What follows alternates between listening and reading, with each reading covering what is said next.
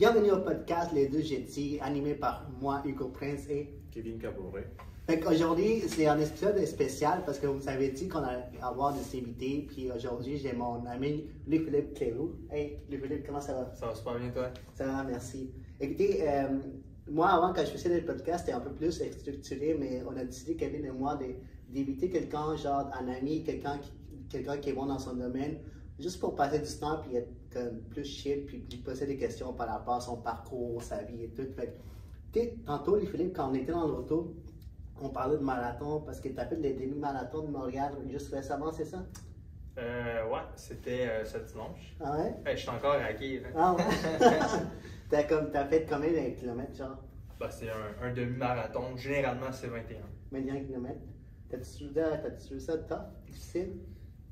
Pour vrai, je l'avais. Je m'étais vraiment entraîné beaucoup, là.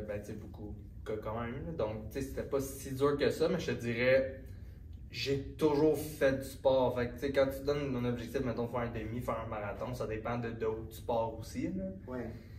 Je considère que je suis pas un coureur élite. Ouais. Je me débrouille, je suis correct, mais je le fais avant tout parce que j'aime ça. Mais là, tu cours, genre, tu m'avais dit 3 heures par semaine, genre? Ouais, ça c'était pour m'entraîner.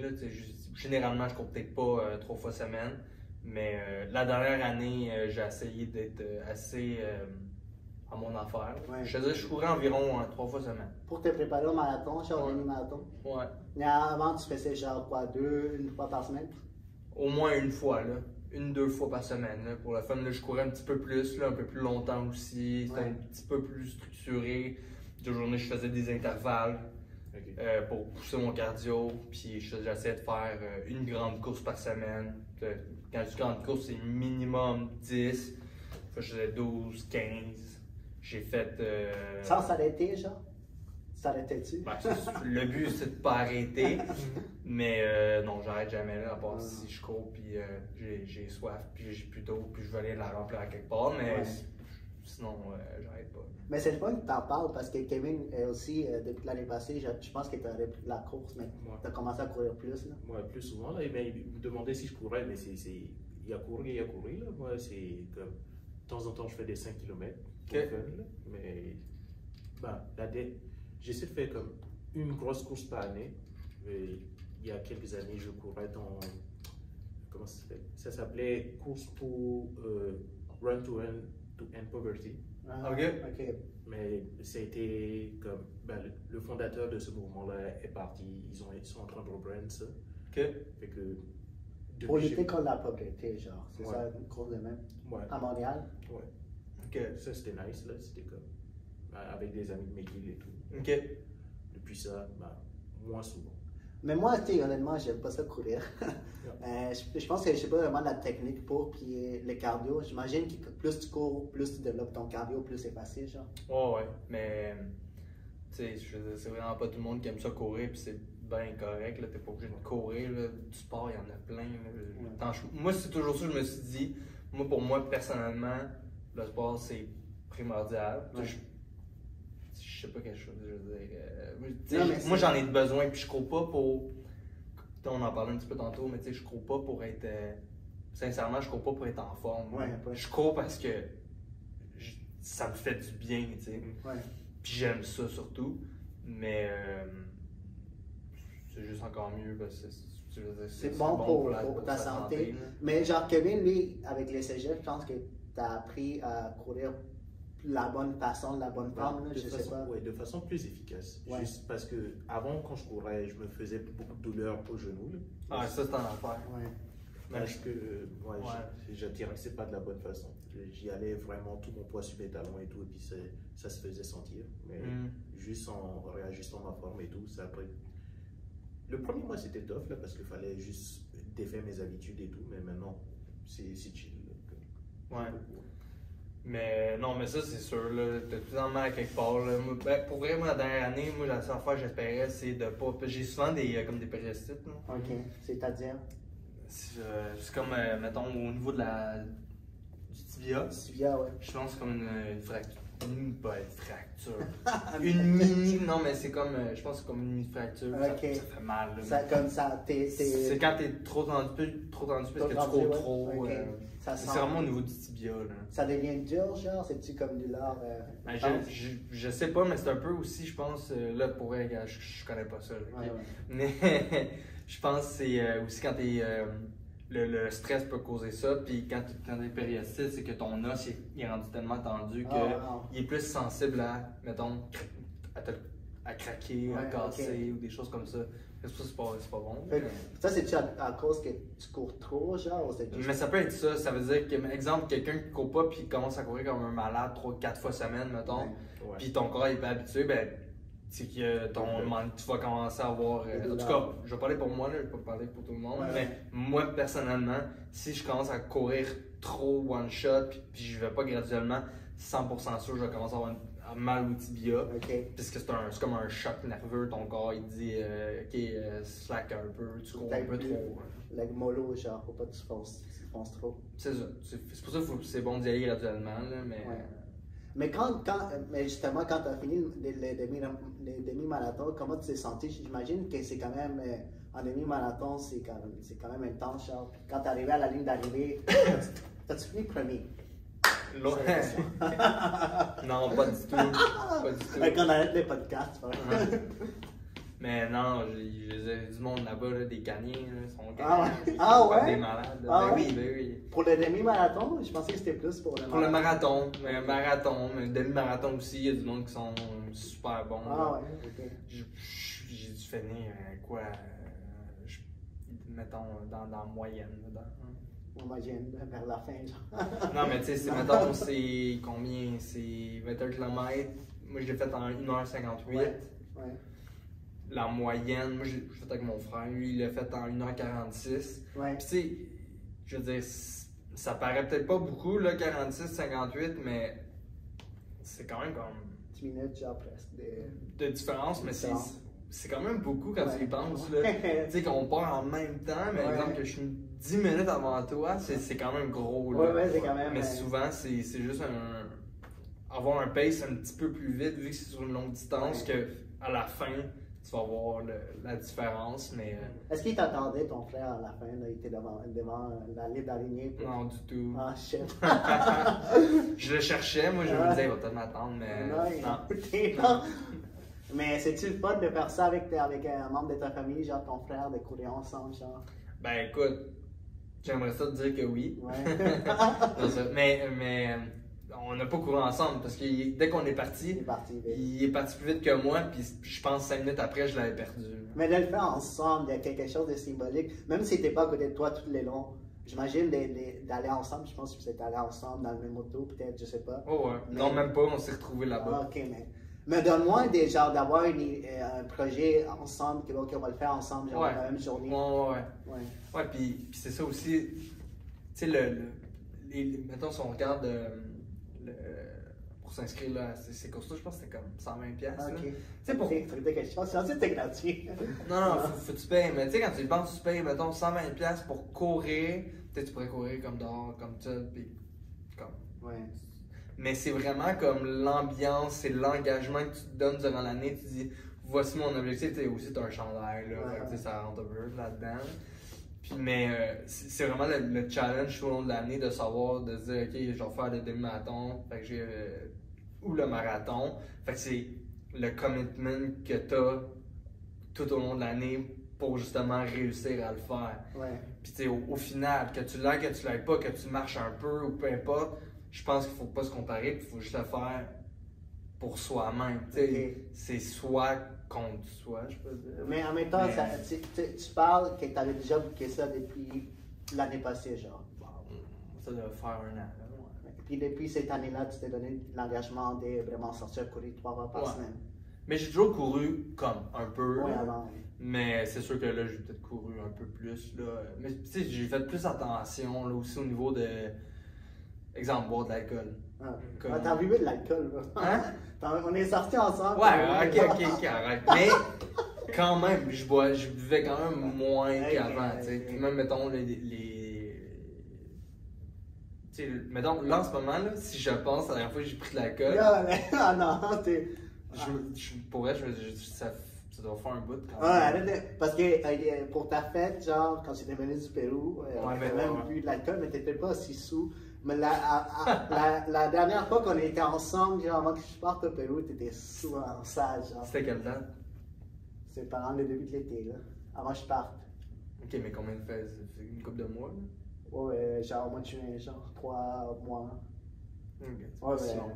mais tu étais en train de tu te préparais pour les demi-marathons, mais genre. Est-ce que c'était un de tes objectifs, genre, de réduire ta consommation d'alcool? Non, c'est pas un objectif, mais ça se fait juste un peu tout seul, là. Ah oui. Ouais.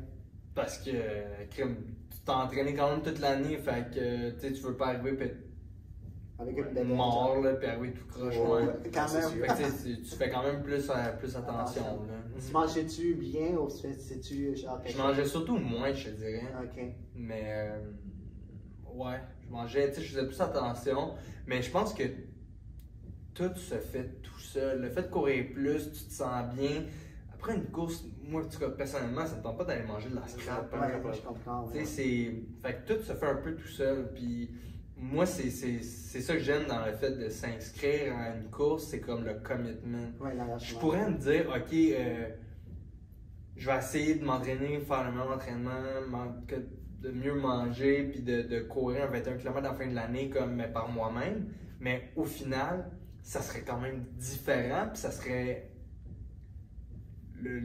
c'est sûr, ça serait différent sans le vouloir. Le fait que tu t'engages, que tu payes un certain Ouais, montant parce que là, il y a- pour la course, on dirait que le simple fait de faire ça. Il y a un gros but symbolique. Là. C'est ça. C'est pour ça que de juste de dire, ok, je vais courir pour courir. Puis... Ouais. Mais à la fin, tu as comme un objectif que tu veux réussir. Tu as quand même fait 1h57 minutes, c'est ça? Fait que tu es quand même. 58. Ouais, c'est comme. Ok. 58, mais tu étais dans la moyenne générale. Je pense que tu as bien fait. Tu as même eu une médaille. Mais je pense qu'ils donnaient une médaille à tout le monde. Fait que... Oui. Ben, je te le confirme, il en donnait une à tout le monde. Puis même quand j'ai fini, moi, il m'a donné la médaille du 42 km. Ah ouais. Puis là, fait que là, j'ai regardé ma médaille, j'étais comme, ah, c'est pas la bonne. Fait que là, je suis retourné. Puis là, Ah, j'ai j'ai donné dit- la médaille du marathon, genre complet. Ouais. Ah, ok. Puis là, j'ai dit, hey, puis là, j'ai fait, ah, mais moi, j'ai fait le 21. Fait que là, elle fait, ah, ok, excuse. Puis là, elle m'a donné le 21. Puis après ça, je me suis dit, ah, je suis bien con, j'aurais dû j'aurais pas dû le dire. Mais t'avais dit, là, j'ai fait des marathons. de Juste pour la photo avec la médaille Ouais. du marathon. Mais c'est le fun qu'on commence par le sport, tu sais, surtout quand vous faites ça en famille, toi et ton frère, mais tu sais, Kevin aussi, on a déjà parlé, tu sais, il fait du golf avec son père, genre, il sort faire des activités sportives, je trouve que c'est important de le faire en famille, ça tisse des liens plus profonds, j'imagine, genre, de faire des marathons ou du au golf ensemble en famille. Moi, ce que je cherche dans le golf, c'est plus, comment dire, un effort coordonné. Admettons, parce que tu peux être bon dans un aspect, avoir de la puissance, avoir de la vitesse, avoir de l'amplitude, mais au golf, chaque coup, si tu n'es pas concentré à 100%, tu foires et tu le sens. Mais il faut aussi, on regarde les gens jouer au golf puis on se dit, mais ils ne sont pas en forme. Il y en a qui. Je pense qu'il faut une certaine agilité pour jouer au golf. Tu joues au golf, Philippe? Pas tant. Non. Mais tu devais en faire parce que, genre, mais là, tu sais, je pense que les gens qui ont beaucoup d'argent sont dans les terrains de golf. Puis là, j'ai entendu dire que, genre, les deals de business, tu sais, les ententes de business se font dans les terrains de golf. Là. Non, mais c'est souvent parce que moi, pour moi, le golf, là, je vais pas parler contre le golf, là, mais. Non, mais, tu sais, pour moi, c'est plus une activité qu'un sport. Là. Ah ouais. Hein? Oh non. Non, mais là, viens pas me dire que, genre, quel sport tu peux être gros puis être bon? Le golf. Non, mais c'est sérieux, c'est vrai, là. Hey, check les professionnels, là, il y en avait un qui était fait bon. Puis, Oui, il y en a je me rappelle pas de son nom, là, il était spécial dans le temps. Il devait être à la retraite, là. Il était quand même pro, là. C'est un pro? Ouais, Puis il vient pas me dire que ce gars-là est en forme, là. Je sais pas comment il s'appelait, mais je me rappelle. Il faisait compétition à Tiger Woods dans le temps. Franchement, il y a des problèmes d'alcool aussi, là. Qui Mais- Non, mais Le gars? ouais, mais je sais pas son nom. Tu sais, je veux dire, il était quand même rond. Ouais. C'est un professionnel, mais tu sais. Non, en tout mais. cas, c'est pas un sport, c'est une activité, une activité sociale. Le détail. bon, je lance un défi, donc là, on va jouer un 18 trous et après on en reparle. Ok. Ben non, mais j'ai déjà joué au golf, là. Ouais. Beaucoup, là. Ok. Dans le temps, je jouais, là, puis. Je veux dire. Dans le temps que. Genre, ok, si tu prends pas ton kart, là, ok, ben tu Ouais. fais de la marche, là. Ben, il y a ça. Mais si tu joues sur la montre, pour vrai, si tu vas pour jouer pour détendre, ok, il n'y a pas de problème. Mais à partir du moment où ça devient le sport du golf, avec tes 15 minutes par cours. Si t'as pas de kart, Ouais. ok, fine, tu fais de la marche. Mais si t'as un kart, viens pas me dire que tu fais Non, du mais il sport. faut regarder Tiger Woods, Mais- il est quand même en shape, là, ça n'a pas de sens. Là, et même, il est, Ben oui, moi, il est mais plus ça âgé joue maintenant. Non, mais je il- sais, c'est sûr qu'il y Trop en a longtemps. plein qui sont en forme, là, mais. Ouais. Je veux juste dire que c'est pas tant. C'est une activité sociale, là, de détendre. Ouais. Mais est-ce que tu. Pourquoi on parle de ça au Je juste? sais pas, on a fait juste les liens entre tes sports et Ouais, golf mais- pour son père. Ah, ok, ok. Mais genre, est-ce que tu regardes les golf à la télé, genre si en passe? Est-ce que c'est quelque chose que. Que je suis? Ouais, ouais. Non. Je sais pas, ça a l'air plate. Non, mais je suis pas beaucoup le sport en général. Tu sais, ok, là, mais. Tu sais, je suis pas un fan, genre de.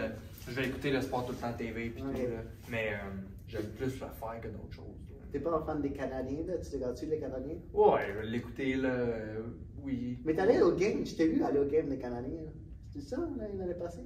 L'année passée? T'es-tu allé au des games? Non. Tu es déjà allé au Centre Bell? Ben oui. Moi, je suis Mais- jamais allé au Centre Bell les dernières matchs des Canadiens. Non? Non, j'ai pas Ah, allé. pour ça. Non. Mais. Yo, la seule fois que j'allais au Centre Bell, c'était pour aller voir un show de Coldplay en 2012. Wow. Il y a plein- Ah, en 2012, Coldplay, ça doit être bon. Hein, c'était bon, ouais. Là, ils sont en train de faire une tournée mondiale. Je pense que c'est leur dernière, je sais pas, mais ça a l'air vraiment bon. Ils sont bons, Coldplay, je le sens, moi. Ah non, mais ouais, c'est un bon band. Moi, j'ai. Personnellement, je sais pas pourquoi, moi, c'est pas mon band. C'est Ouais. pas genre. Tu sais, comme. Ils sont bons, mais c'est rare que je vais écouter de la musique. Tu sais, j'adore la musique. Mais que je vais mettre comme du Coldplay par moi-même. Ok. Mais quand ça joue, je suis tout le temps. C'est Mais tu jouais de la batterie, là. Même Ouais.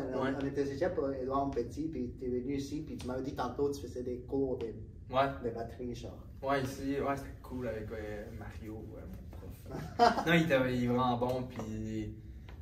Ben, moi, j'ai toujours aimé ça. Es-tu bon? Moi, je trouve ça toujours. Je veux dire, je me débrouille, là, tu sais. Ouais. Je veux dire, c'est toujours relatif, là, comme tu dis. Dans le sport, mettons, tu cours, tu fais un demi, en 1h52, si tu bon, c'est relatif. Tu fais dépend, tu me compares à qui, là, je veux dire. Ouais, c'est vrai. Mais je me débrouille. Ça va être ma réponse. Tu te débrouilles. Mais, ouais. tu sais, c'est intéressant, tu as l'air quand même un gars qui s'intéresse à beaucoup de choses. Puis nous, on se connaît, en fait, on se connaît parce que moi, avant, j'organisais des événements, genre. Puis quand j'ai organisé mon premier événement, Louis-Philippe, il est venu. Mais c'est un peu spécial parce que lui est venu parce qu'il y avait un de ses orateurs qui était là, qui l'a invité, genre, Jordan Diop. Il t'avait invité à l'événement.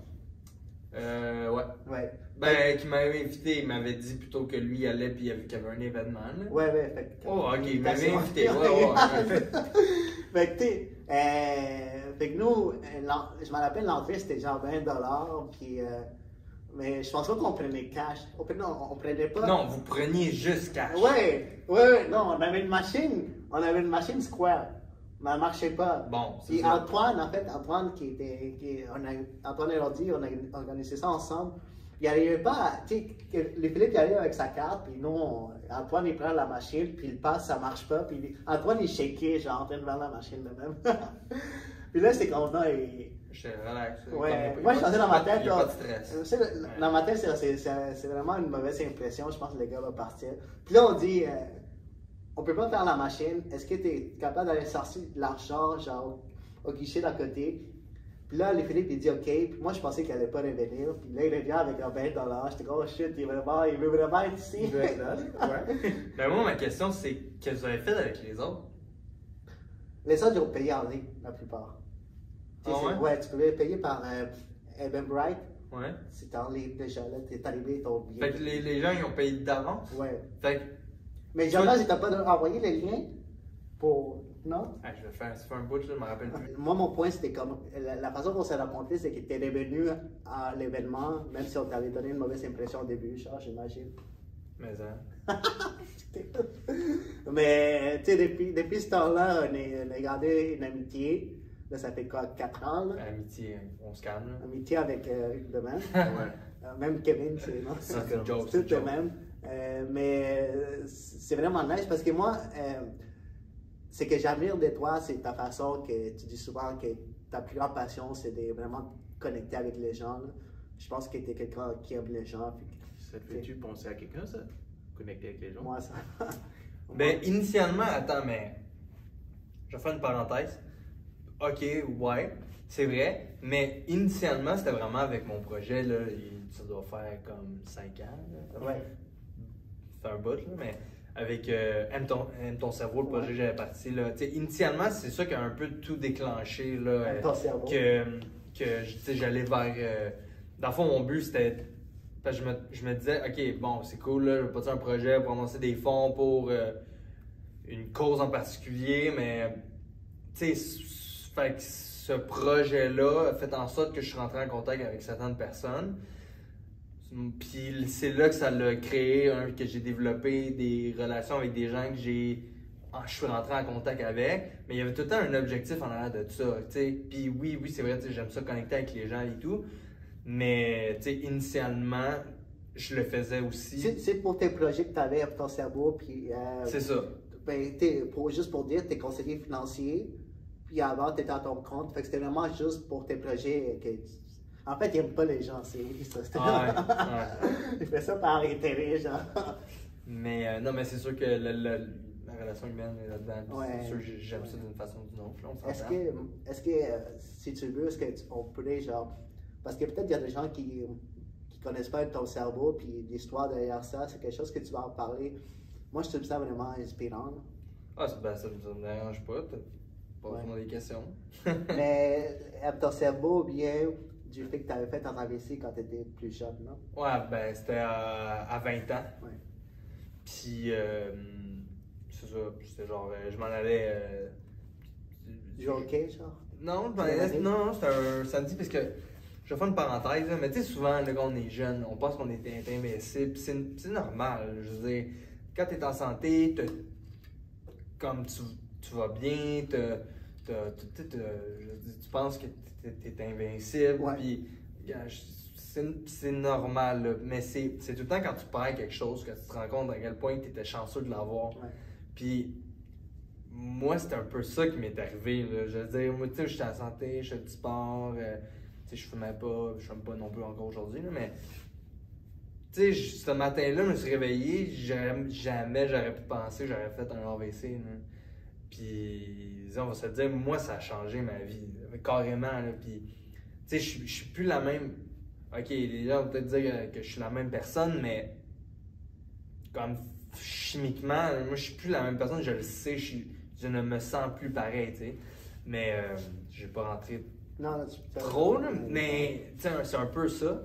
Puis, c'est pour ça que, tu sais, initialement, quand j'avais parti de ton cerveau, je n'avais pas parti pour amorcer des fonds pour la Fondation des managers de l'AVC. Initialement, c'était juste qu'est-ce que je peux faire qui va m'occuper, qui va me driver de continuer. Puis, fait que, tu sais, je le faisais de façon purement comme. Pour te sortir de cette genre de dépression que tu avais, genre de détresse en fait que tu avais.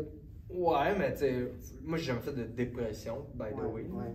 Mais je pense que je peux pas en faire. Là. Je pense, tu sais, on a tous une certaine personnalité. Ouais. Moi, je sais que c'est pas en moi ça. Là. Ouais. Donc, mais c'était vraiment juste. Tu sais, comme. Moi, je disais, crime, là, j'étais comme un enfant. Je disais, je sais plus rien. Je suis parti très très loin. Là. C'était pas juste un petit, c'était huge, là, mon affaire. Ouais. Fait que le fait que j'avais parti ce projet-là, mais tu sais, ça me donnait un objectif de me lever le matin. Je pensais pas genre, Ça te donnait un nouveau élan, genre. Ben oui, c'était un objectif. Puis tranquillement, moi, je suis 100% convaincu que ça m'a aidé aussi dans ma réhabilitation. Là, parce que j'avais un objectif en tête. J'étais retourné à l'université. Tu sais, au début, je voulais juste prendre un cours. Puis la madame, là, je pense que je voulais tous les spécialistes, là, mais C'était quoi? C'était un ergothérapeute? Ouais. Non, c'est ça. Ergo. Non, ergo. L'autre, c'était quoi? C'était. Ça doit être elle, là, mais bref, une fille là, qui m'aidait un peu dans la vie de tous les jours, là, dans mes tâches. Elle me disait, ah, si tu reprends l'école tout de suite, tu vas frapper un mur, puis elle me le déconseillait, puis moi j'étais comme, hey, je m'en tape tellement, là. Non, mais c'est quoi le pire qui va arriver? Je vais couler mon cours? C'est quoi? Puis who cares? Là, comme. Ouais. Fait que, tu sais, pour moi, c'était quand même important de reprendre un peu ma vie normale, tu sais, juste reprendre l'autobus. Pour moi, il fallait que je le réapprenne, tu sais, c'est con, là, mais. Fait que, tu sais, mais avec le temps, tranquillement, pas vite. Mais, tu t'améliores, puis. Pendant, quand tu appartiens à ton cerveau, Ok. tu as rencontré d'autres jeunes qui ont été dans la même situation que toi. Parce que, tu sais, on dirait que les gens ils ont cette pensée que l'AVC, ça se passe plus vieux, mais il y a beaucoup de jeunes de moins de 35 ans, je pense, qui en font aussi, genre. Je sais pas, les statistiques. Faut faire attention, tu sais, beaucoup, c'est quand même extrêmement minime, là. Mais le fait de dire que les AVC sont en affaire de vieux, ça c'est faux. Il y a autant de jeunes qui font des AVC, la différence c'est juste que chez les jeunes, souvent l'AVC est plus drastique, mais la récupération se fait mieux. Parce que le cerveau il est plus mou, il est plus malléable, donc il est plus sujet à récupérer pour compenser les déficits. Puis c'est un peu ça aussi qui m'est arrivé. Tu sais, mettons, moi, quand on voit le scan de mon cerveau, j'ai plein de points blancs. Un point blanc, c'est quoi? C'est une cellule qui est morte. Ouais. Puis moi, sérieusement, j'en avais partout, un peu n'importe où. Fait que c'était pas comme, mettons, dans le lobe occipital, fait que c'était juste au niveau de la vision. Ou c'était un peu n'importe où. Fait que c'est ça. Mais moi, c'est ça. Fait que mon objectif, c'était aime ton cerveau. C'était mon projet que, tu sais, j'allais dans les événements, mettons, dans les festivals. Souvent, j'avais mes kiosques gratuits parce que, tu sais, je parlais un peu de mon projet mettons, ceux qui faisaient les festivals. Et donner les kiosques gratuits, hein, genre, parce que tu arrivé là. C'est ça, tu m'avais dit? Ouais, c'est ça. Fait que généralement, tu sais, mettons pour un kiosque, tu payais 1000$, moi je payais pas. Fait que moi, j'étais content. Ouais. Puis je leur donnais pas de cote non plus à la fin. Là. Ouais. Puis dans le fond, c'est ça. Avec les sous, ben, moi je me remboursais là, pour faire tout ça. Puis le but c'était de donner à la Fondation de Maladies du cœur et de l'AVC. Et aussi, parce que en fait, la Fondation, eux, des Maladies du cœur, eux, ils me supportaient aussi un peu là-dedans parce que moi, ce que je voulais, c'est que j'étais comme porte-parole avec eux pour quand ils essayaient d'aller chercher de l'argent dans les entreprises. Ouais. Il y avait souvent besoin de témoignages. Oui, oui. Moi, la Fondation Maladies du cœur, en soi, ils m'ont pas aidé, là, comme, je veux dire, suite à mon AVC, là. Mais, quand même, je les aidais là-dedans, puis pour justement là, aller, j'étais comme un speaker pour eux, là, pour... Mais il y avait un certain support, là, et tu supportais dans ce projet-là, c'était un peu... Ils me supportaient dans mon projet, mais je veux dire, ils m'ont pas aidé comme pour mon AVC, là. Qui donne directement? Non, c'est ça. Okay. Mais ils m'ont plus aidé avec Aime ton cerveau, genre oui, tu sais, comme pour la visibilité ou tu sais, je pouvais mettre, mettons, leur logo sur mes chandails. Ouais. Des trucs de même là, pour la visibilité et la crédibilité aussi. Là, mais Ouais. c'est juste le fait de dire tu sais, la Fondation appuie notre projet, ben tu sais, ça donne une crédibilité de plus. Mais j'imagine que ça t'a comme si ça t'a permis de rencontrer beaucoup de gens dans cette démarche-là. Quand tu étais genre, tu allais faire des témoignages, tu te promenais peut-être dans des entreprises. Et je pense que tu me l'as déjà dit, si je me rappelle bien, lors d'un de tes témoignages, tu allais genre parler à des conseillers financiers, je pense. Et c'est à partir de là que tu es dans le domaine. Ouais, J'ai bonne mémoire. t'es bon. Mais oui. Ouais. Ouais. Pour vrai, à ce moment-là, tu sais, j'ai toujours aimé la finance, mais je sais pas, tu sais, pour vrai, je savais même pas exactement dans quoi je me dirigeais. Puis, ben, j'étudiais à l'UQAM en admin. Ouais. Puis, j'étais allé à la Financière Liberté 55 faire une petite présentation. Puis, suite à ça, j'avais parlé avec dans le fond, un directeur là-bas. On avait parlé, il m'a parlé un peu de la carrière. Puis, j'ai vu le lien direct là, avec ce que j'ai eu. la santé, tout. Ouais, puis tu sais aussi, mais moi j'habitais chez mes parents quand j'ai vu mon AVC. Mon père il a arrêté de travailler pendant comme 1 an de temps. Puis, tu sais, c'était assez frais parce que lui, il n'a pas fait d'AVC, fait que c'est moi qui l'ai fait l'AVC. Fait que là, il y a tout ça aussi qui est rentré en ligne de compte.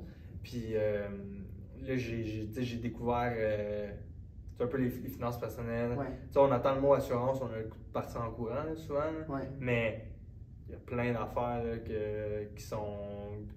Que si on connaissait plus, on serait comme OK, right. Comme moi, parlant d'AVC, moi c'était vraiment la maladie grave que j'en parlais. Ah, okay. Là maintenant, je suis plus dans ce domaine-là. Donc, mais pareil, la maladie grave, moi j'ai dit à tout le monde pour elle d'aller voir ça. Là, surtout, je sais pas exactement, mais ça a peut-être changé là, avec le temps. Là, mais moi dans le temps, c'était la maladie grave avec le remboursement des primes à 100% à l'âge de 65 ans.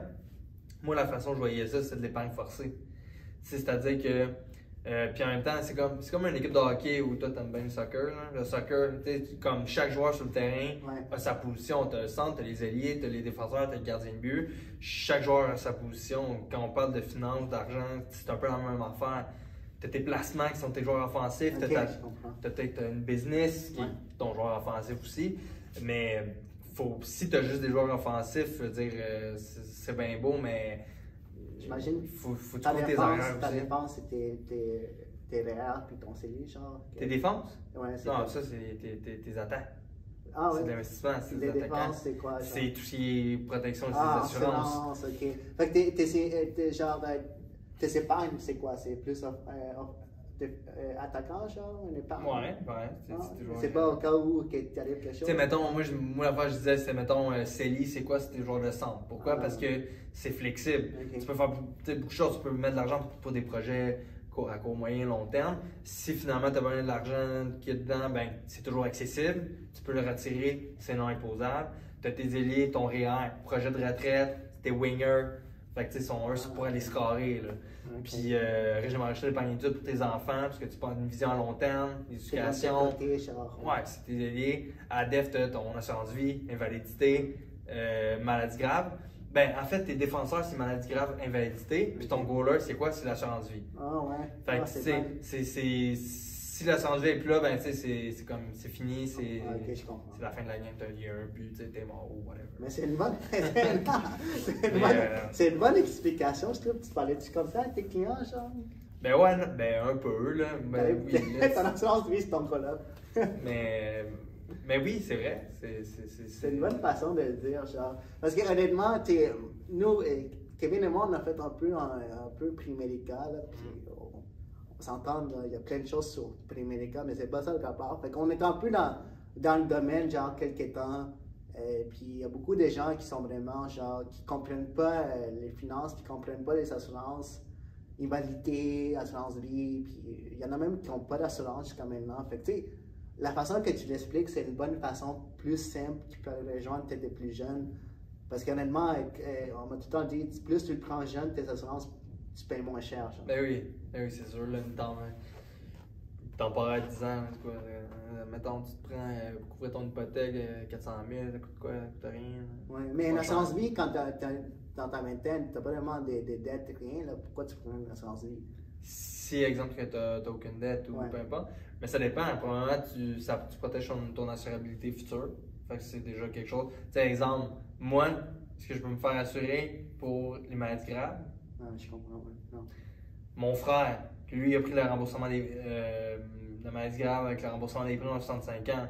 Lui, il a payé une surprime à cause de moi. Parce que, tu sais, ils font. C'est des statistiques. C'est familial, c'est des choses qui arrivent dans ta. C'est des statistiques. Fait que lui, il paye plus cher. Fait que, mais exemple que lui, il voulait au début, mettons, avoir un montant forfaitaire. Si, exemple, que tu as une maladie grave, il voulait avoir un montant de 60 000 $, mettons, ben, ça lui coûtait peut-être. Là, je dis des chiffres comme ça. Là, mais mettons que ça lui coûtait, mettons, 40 $ par mois.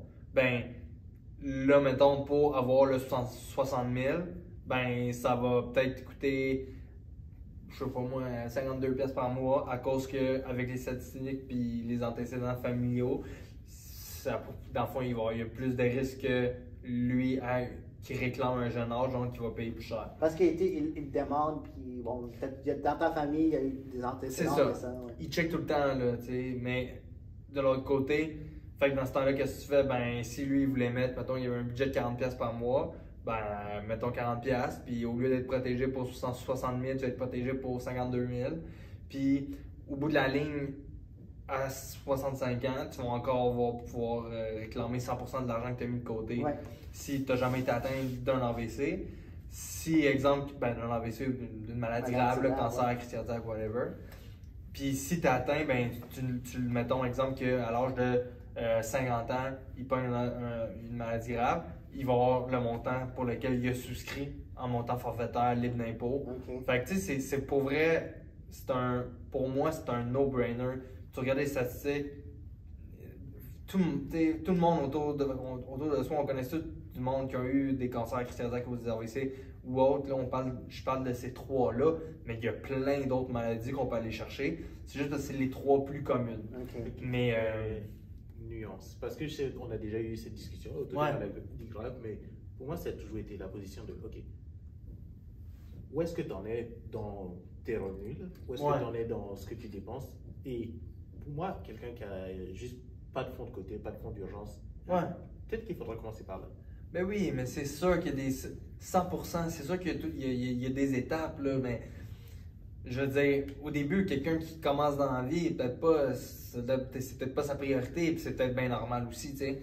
Si tu n'as même pas d'argent que tu as mis dans ton CELI, commence à cotiser là-dessus, commence à cotiser à ton REER pour tes projets de retraite, parce que on pense que c'est loin. À 19 ans, genre? Ben oui, le plus tôt possible, mieux c'est. Mais c'est sûr que quand tu es entrepreneur, c'est une autre affaire. Je sais que tu me poses la question à cause de ça.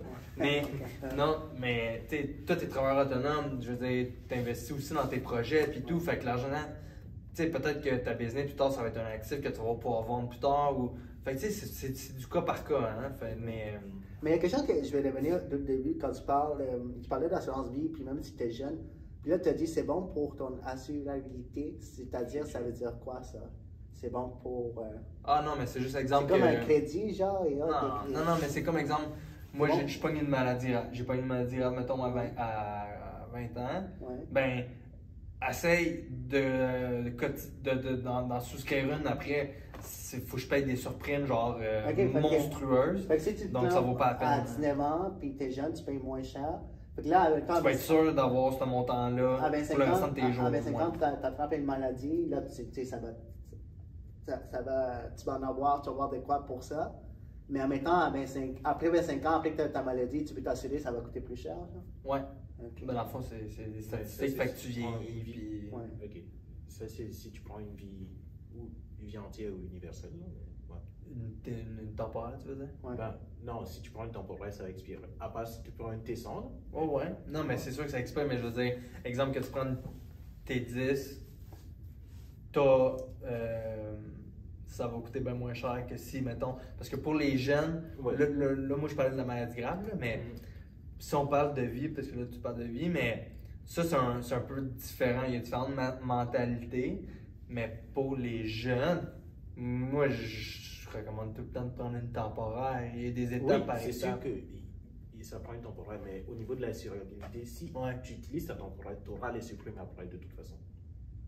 Ouais, mais tu viens me protéger au moins. C'est temporaire, c'est quoi déjà?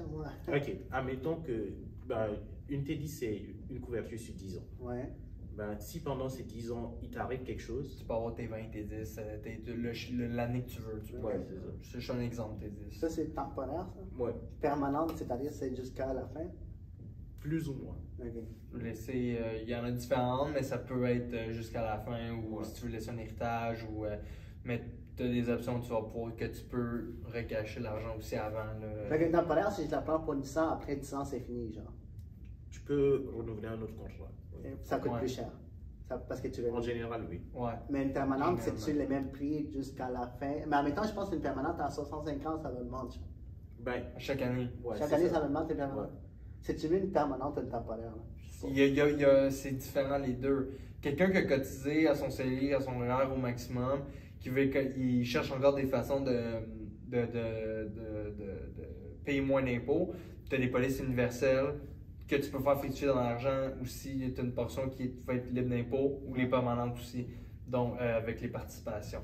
Mais fait que pour ceux qui ont beaucoup d'argent, puis qui ont cotisé, ils ont tout utilisé leur REER, leur CELI, compte conjoint, whatever, puis les polices permanentes, là, définitivement, c'est une bonne option. Là. Surtout si tu veux laisser aussi un héritage à tes enfants. Là. Ok, tu peux laisser un héritage avec une permanente. Ouais. C'est intéressant. Si on utilise ça, la règle générale. Mais sinon, quand t'es jeune, ça donne à rien. Le temps que t'as pas maximisé tes véhicules d'investissement, prends-toi une temporaire, ça va te coûter bien moins cher. Puis tu vas assurer ton assurabilité future. Ouais. Puis au pire, plus tard, si tu as cotisé au maximum ton CELI, ton REER, puis. Ok, tu peux prendre une permanente. Ouais, mais moi, personnellement, je vois pas l'utilité. Il y en a qui vont dire je veux tout de suite prendre une permanente. Fine, c'est ton choix. Mais tu sais. C'est optimum. C'est pas la meilleure chose à faire. Là, comme prends-toi une temporaire, tu vas rien payer. Cotise tes véhicules d'investissement, puis plus tard. Si tu veux encore, mettons, tu veux léguer de l'argent à ta famille, libre d'impôts, si tu as, mettons, beaucoup de biens immobiliers, parce que tu as une facture fiscale à payer au décès, ben là, la permanente, une facture fiscale à payer? Ben, c'est sûr. Bienvenue au Canada. On va en refaire des mêmes. Hein? non. Fait une facture, même après ton décès, il faut que quelqu'un paye une facture. Ben, en tout cas, l'année fiscale où tu es mort, là, il faut bien que quelqu'un paye les taxes, les impôts. il faut que tu déclares combien tu as fait avant de mourir, ça. Oh, Ouais. Tu fais une crise cardiaque, puis il faut que tu fasses tes taxes après. Mais bon. On est combien de temps, là? Il doit être 45 minutes, un truc du genre. Mais tu sais, là, juste pour conclure le podcast, je vais parler de quelque chose parce que là, on parlait beaucoup d'investissement, héritage, tout ce qui est argent. Je sais pas pour toi, là, mais tu sais, t'es conseiller financier. Je pense que maintenant que tu es conseiller financier, tu n'es plus comme entrepreneur, tu es plus conseiller financier, genre tu travailles avec une compagnie, ça, une banque. Je travaille avec une banque, je suis un employé. Tu es plus genre, t'es plus axé sur tout ce qui est investissement financier. Et là que tu dis que tu es moins axé sur les assurances, là tu es plus axé sur l'investissement, c'est ça? Je fais plus d'assurance. Okay. Là tu es plus. Je fais juste le placement. Est-ce que tu penses, selon toi, qu'on s'en va dans une récession, genre? Que tu regardes ça? Ben, sûrement. Mais de toute façon, c'est normal, hein? C'est des cycles, hein? Donc probablement. Mais on va le savoir, là, même peut-être. Bientôt?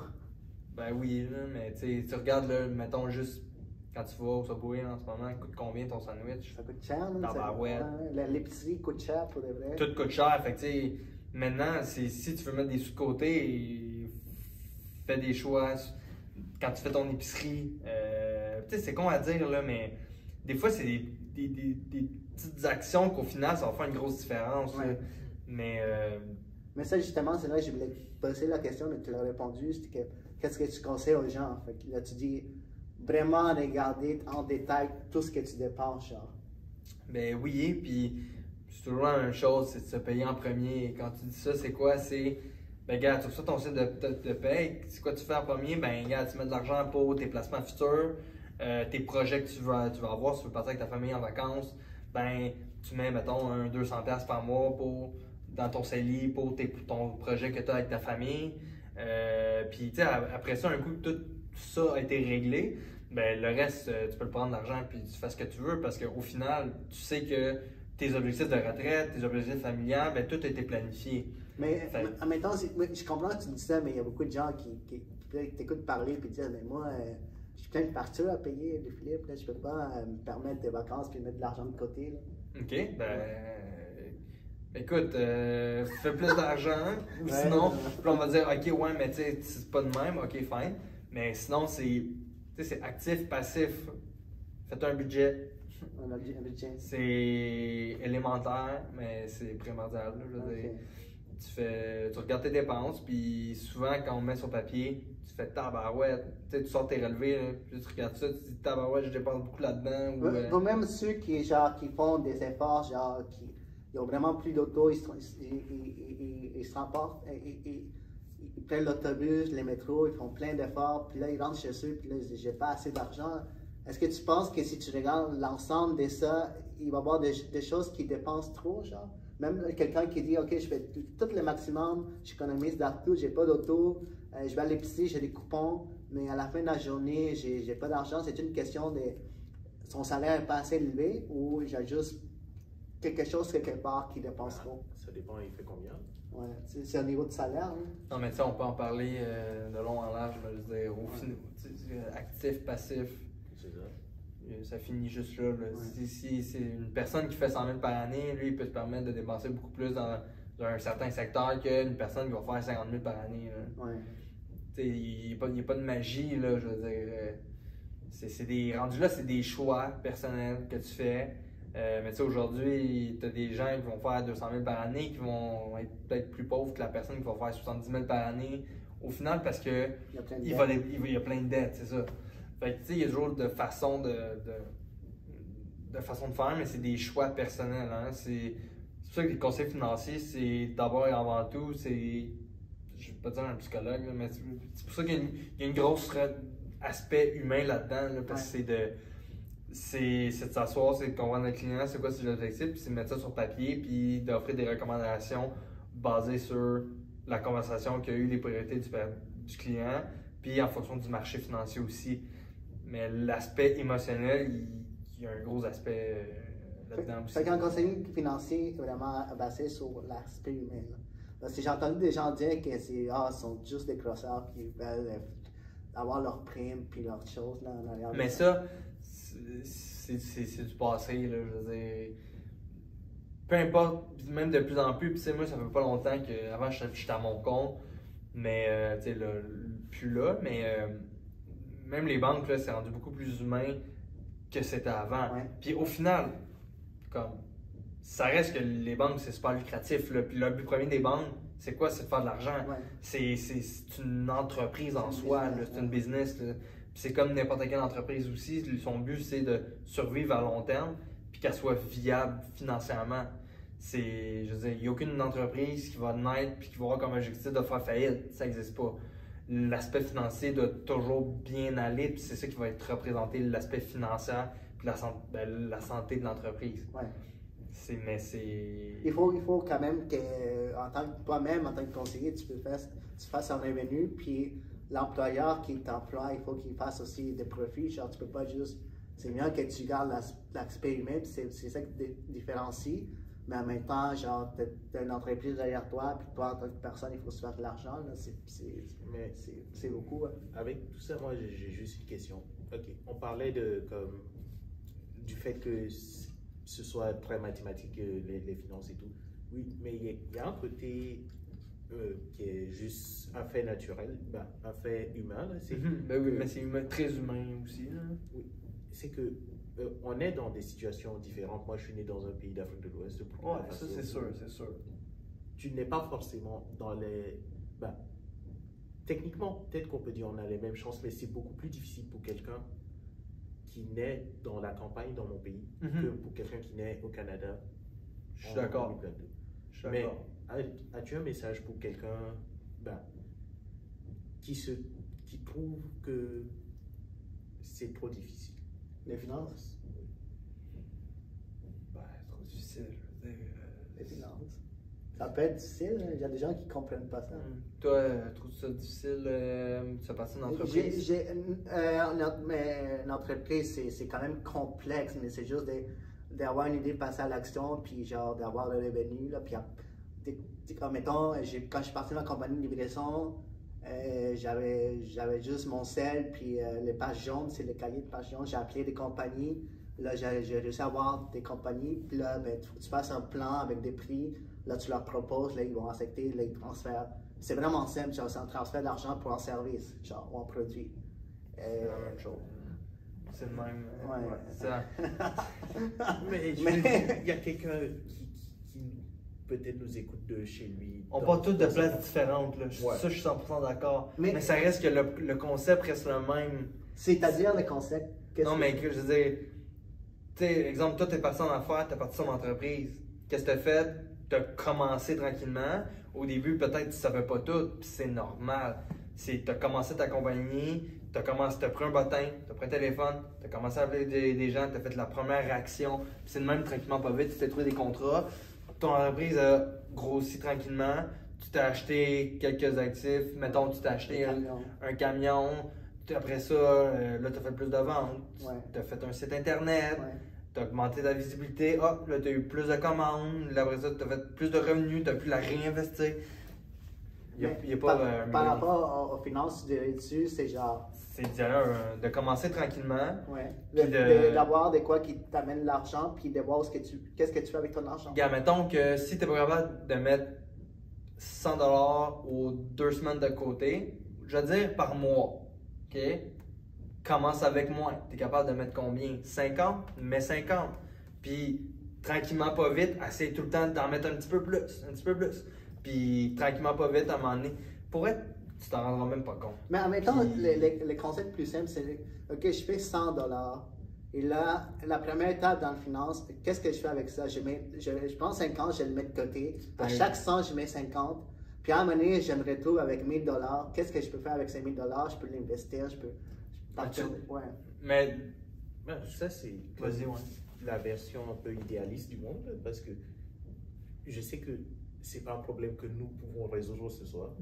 Mais quoi qu'on en dise, la façon dont le système fonctionne actuellement, c'est qu'il y a des pays qui vivent avec moins d'$1 ou des gens vivent avec moins d'$1 par jour.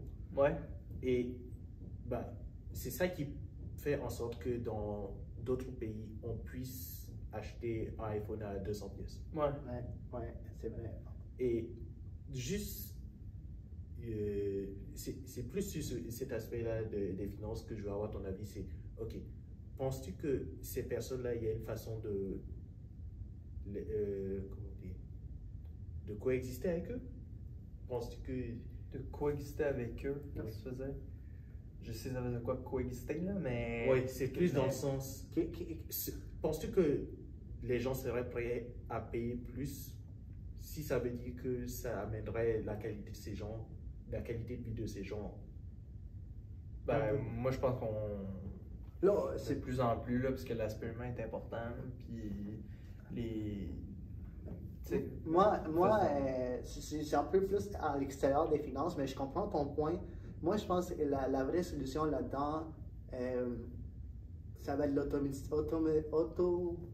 comment ça s'appelle ça? Automatisation. Ouais. Parce que quand les machines vont pouvoir faire des choses que les gens en Chine font plus rapidement, plus simple, mais les prix vont se stabiliser, puis ces gens vont peut-être se trouver des nouveaux emplois. Parce qu'il y a des gens vraiment qui sont dans des emplois pour faire tes jeans ou tes pantalons, qui sont vraiment dans des emplois vraiment merdiques. Puis, quand les robots vont arriver, peut-être la qualité de vie de ces gens-là va s'améliorer. Je ne sais pas s'ils vont se trouver dans notre travail, mais je pense que la technologie va faire en sorte qu'il y ait une meilleure qualité de vie. Est-ce que tu as vu l'histoire avec Dali? Dali? Ouais. C'est une intelligence artificielle qui fait des images. Ouais. Il y a beaucoup d'artistes qui sont très inquiets justement parce que cette intelligence est capable de reconnaître un style. Et donc, si, admettons, moi, je suis connu pour faire des dessins dans le style de, je sais pas, Picasso, quelque chose du genre, à partir du moment où Dali va être accessible au public, j'ai plus aucune raison de venir voir un artiste. Je peux juste, Mais tu vas tout le temps avoir une raison pour venir avec l'artiste parce qu'on parle du côté humain. Moi, peut-être que je vais venir voir Louis-Philippe pour sa peinture, mais c'est plus que sa peinture, c'est lui. Genre. Oui, je reformule ça. Disons que les gens qui veulent faire ça de la façon la moins chère possible n'auront pas d'incitatif pour aller voir. Mais les meilleurs vont gagner. Mais c'est ça le truc, c'est que les meilleurs, c'est pas tant de monde que ça. Mais c'est comme dans la vraie vie, il y a juste les meilleurs qui gagnent. Il y a juste des Picasso, il y a plein d'autres peintres qui s'essayent mais qui ne sortent jamais. Puis c'est quoi, est-ce que c'est mal pour autant? Non, c'est comme, ça a été... Tu sais, le but, c'est pas nécessairement de finir premier, c'est d'avoir une destination. C'est comme dire, moi, mon rêve, c'est de devenir astronaute. Est-ce que je vais le donner? Jamais, mais c'est le chemin parcouru. Mon chemin ne sera peut-être pas pareil que l'astronaute qui, lui, va le devenir pour de vrai, alors que moi, ça ne marchera pas parce que j'ai pas les compétences pour, tu sais. Mais moi, c'est ça qui va me driver dans la vie, puis c'est correct au bout de la ligne, il n'y a rien, on n'aura pas le même chemin, mais on a la même c'est ça qui nous drive dans la vie, parce que je pense qu'on se doit tous d'avoir un certain objectif. J'imagine qu'il y a tout le temps, entre humains, entre machines, il va tout le temps avoir une certaine compétition, j'imagine. C'est vrai que les machines vont tout le temps être plus performantes et vont prendre la place des emplois qui sont vraiment, basic complètement. Et je pense puis les gens mais on va se faire remplacer. Non, on va trouver des nouvelles affaires à faire qui vont ramener les gens à être plus heureux. Parce que moi, je sais que quand je vais livrer dans les rues de Montréal, c'est peut-être pas tout le monde, mais quand je vois les gens ramasser les poubelles, je me dis, est-ce que tu aimes vraiment ça, ramasser les poubelles? Puis tu prends une poubelle, puis tu as comme 5 autos derrière, puis là, tu es en train d'être forcé à jeter des poubelles, puis ça sent la merde. Est-ce que vraiment c'est ça que tu veux faire? Peut-être qu'il y en a des gens qui aiment faire ça, mais je pense que c'est. Pourquoi est-ce qu'on donne des travaux merdiques à des gens alors qu'il y a des machines qui peuvent le faire? Puis les gens vont dire, oh, mais ces gens-là qui font les poubelles, ils vont plus avoir de travail. Là, c'est une question de personne. Je pense que ces gens-là vont se poser des questions. Qu'est-ce que je peux faire de mieux dans ma vie? Genre, parce que peut-être qu'ils n'ont pas le choix de travailler dans les poubelles parce que c'est la seule emploi qui lui donne genre 25 $ de l'heure parce qu'ils sont bien payés. Mais s'ils auraient le choix de quitter cet emploi, ils le feraient. Mais ils ont tellement de factures en arrière, il y a une famille à nourrir. Puis là, de dealer avec la merde des gens, c'est comme, OK, je vais le faire parce que c'est un emploi. Mais si on dit, si à un moment donné, on arrive, OK, mais ton emploi, il n'existe plus, il y a une machine qui le fait, il y a deux choses qui vont arriver. Soit tu dis, OK, je vais devenir de quoi de meilleur, je vais chercher de quoi à faire, ou soit je vais juste, OK, je vais lâcher prise, puis je vais me cacher chez moi, puis j'ai rien à faire. Fait que, je pense que les machines vont nous pousser à être de meilleurs humains, genre en termes de, je sais pas, de plein de choses. Position intéressante. J'ai plein de contre-exemples, mais ce serait trop long pour ça. Ouais, là, puis on parle de Philippe. Ouais. Mais c'est ça. Moi, je trouve vraiment, les Philippe, la raison pourquoi on voulait t'avoir au podcast, c'est notre 10e épisode, c'est vraiment genre un point pour nous, genre d'arriver à 10, parce que c'est pas beaucoup de gens qui arrivent à 10 épisodes. Puis tu es un bon ami entre nous deux, puis d'être avoir un podcast pour notre 10e épisode, c'est vraiment magnifique. Tu es vraiment un gars qui est arrivé par des objectifs, par des buts, puis même si tu n'es plus un entrepreneur, même tu es quelqu'un qui se donne des buts comme des demi-marathons. Puis j'espère que les gens qui ont entendu ton histoire en entier vont peut-être te contacter ou vont peut-être te rejoindre. Puis je vais rebondir là-dessus, la fois qui serait cool, j'en ai parlé tantôt, mais moi je viens de faire le demi, mais ça, moi ce que j'aimerais, ce serait vraiment cool, c'est qu'on se fasse une grosse équipe de course, mettons en des invités, genre? Non, mais peu importe. Puis comme on se met une grosse équipe de course, puis on amasse des fonds pour une cause qu'on choisit.